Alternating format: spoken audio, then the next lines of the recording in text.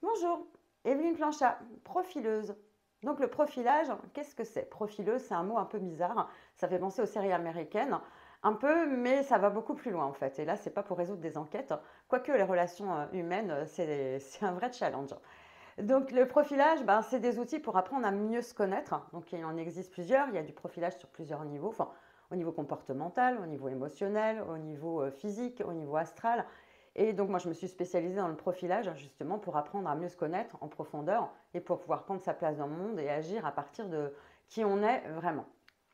Aujourd'hui, je vais illustrer mes propos par un profilage de type comportemental issu des travaux de Carl Gustav Jung.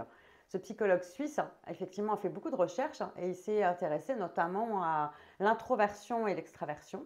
Et il s'est intéressé aussi à la mode de prise de décision, soit en mode pensée, soit en mode sentiment. Ça a été ensuite classé avec des grandes couleurs pour que le système soit beaucoup plus clair et voilà, plus parlant et que ça soit simple à retenir. Donc il y en a quatre, le vert, le bleu, le rouge et le jaune. Dans des vidéos précédentes, je vous ai illustré la préférence pour la couleur rouge et la préférence pour la couleur verte. Et aujourd'hui, je vais vous expliquer qu'est-ce que c'est que la préférence pour l'énergie bleue.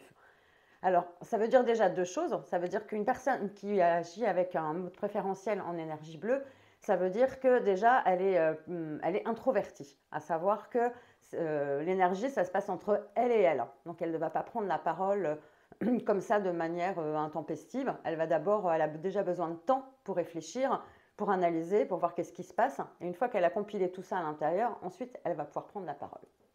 Et la personne qui a une préférence pour l'énergie bleue prend ses décisions en mode pensée. C'est-à-dire qu'elle a besoin de, ça va être important pour elle de prendre ses décisions sur des faits rationnels, des choses mesurables et des choses objectives. Donc quand on compile ces deux choses, donc l'introversion et aussi le mode pensée, eh ben, les personnes qui ont une préférence pour l'énergie bleue sont plutôt des personnes qui sont prudentes, qui sont réfléchies, qui sont mesurées et qui accordent beaucoup d'importance au processus, en fait, au processus dans une entreprise par exemple, qui ont besoin du coup de prendre leurs décisions sur des choses mesurables, de prendre du temps pour compiler toutes les informations et de faire en sorte de prendre la meilleure décision possible en fonction des différents éléments qu'elle va pouvoir avoir récupérés à gauche, à droite.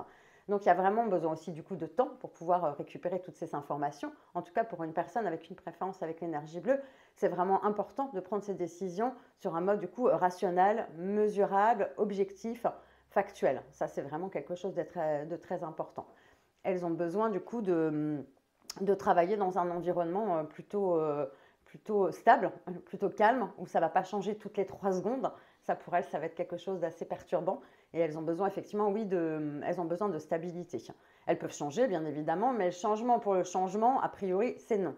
Mais si un changement est opportun et que ça va vraiment avoir un impact positif sur l'organisation et que ça va apporter vraiment des choses mesurables, quantifiables et qui vont améliorer la vie de l'organisation, la personne avec une préférence pour l'énergie bleue va être une fervente défenseur de ce projet. Mais une fois qu'elle aura bien analysé et compris en quoi ça va pouvoir servir. Sinon, le changement pour le changement, a priori, non, ça n'a pas, pas un grand intérêt. Les personnes qui ont une préférence pour l'énergie bleue peuvent paraître de l'extérieur froides, parce qu'effectivement, elles ne vont pas forcément manifester des émotions de manière débordante. Ça ne veut absolument pas dire qu'elles ne ressentent pas d'émotions, bien évidemment, elles en ressentent, mais ce n'est pas quelque chose qui va être palpable à l'extérieur. Donc effectivement, au niveau du visage, il peut y avoir effectivement moins d'émotions que quelqu'un du type opposé, dont moi par exemple. Vous pouvez voir effectivement qu'il y a plein, voilà, j'ai un visage plutôt expressif. Ce qu'on ne va pas retrouver chez une personne qui a une préférence pour l'énergie bleue. Donc il y a effectivement ce besoin de stabilité, ce besoin de compiler des faits, que les choses soient claires, qu'elles soient précises, qu'elles soient rationnelles, qu'elles soient mesurables. Il y a vraiment cette notion est très très importante.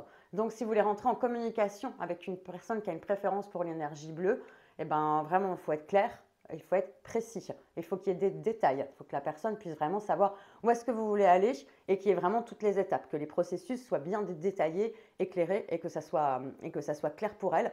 Et bien évidemment, ne pas y aller avec un maximum d'émotions. Ça, c'est effectivement quelque chose qui va déstabiliser les personnes qui ont une préférence pour l'énergie bleue. C'est pas quelque chose qui, en termes d'interaction, qui va les mettre très à l'aise et elles vont pas être très confortables avec ça. et éviter aussi les changements intempestifs et que ça parte dans tous les sens, que les délais soient pas tenus, que les choses soient floues. Ça, c'est quelque chose qui va être très très inconfortable pour une personne qui a une préférence pour l'énergie bleue. Comme je l'ai expliqué dans d'autres vidéos, on est ici sur une histoire de préférence. On n'est pas du tout sur une histoire de performance. On est tous capables d'être performants dans notre domaine. On a tous un terrain de prédilection. Il y a juste effectivement des endroits où on va effectivement être beaucoup plus confortable que d'autres parce que ça correspond à notre nature profonde et c'est plus ou moins inné pour nous, alors que d'autres endroits vont être effectivement plus compliqués. Si je prends mon exemple, je suis le type opposé de l'énergie bleue, donc je suis capable de fonctionner avec de l'énergie bleue, c'est juste que ça va effectivement me demander des efforts et ce n'est pas quelque chose que je vais pouvoir faire sur une longue durée. Au bout d'un moment, ça va m'épuiser. Exactement de la même manière qu'une personne qui fonctionne avec une préférence d'énergie bleue va pouvoir aller faire avec des choses dans d'autres énergies, mais si c'est dans son type opposé, à un moment donné, pareil, ça va la fatiguer. Donc, elle va avoir besoin de se ressourcer très rapidement parce qu'elle est capable d'être efficace, mais ça lui coûte des efforts. Alors que quand elle est dans sa zone de génie, sa zone habituelle et sa préférence comportementale, les choses sont très fluides. Voilà ce que je voulais vous exprimer. Donc, c'était un exemple de profilage au niveau comportemental. La semaine prochaine, je vais vous développer du coup la préférence pour l'énergie jaune, qui est donc du coup le type opposé de l'énergie bleue. Donc si vous avez aimé cette vidéo, je vous invite du coup à liker, à faire des commentaires et puis surtout à vous abonner. Vous trouverez du coup, il y a plein de vidéos sur plein de sujets de profilage qui sont illustrés justement, comme ce que je viens de faire dans cette vidéo. Et à la fin de cette vidéo, je vais aussi laisser le lien vers un questionnaire. Si vous répondez du coup aux questions du questionnaire, ça vous permet d'avoir 30 minutes gratuites d'entretien avec moi pour voir de quelle manière je peux vous aider, je peux vous accompagner du coup pour mieux vous connaître et agir à partir de vos préférences, à partir de votre zone de génie et prendre votre place de manière fluide. Et voilà, je vous souhaite une bonne journée et je vous dis à bientôt. Au revoir.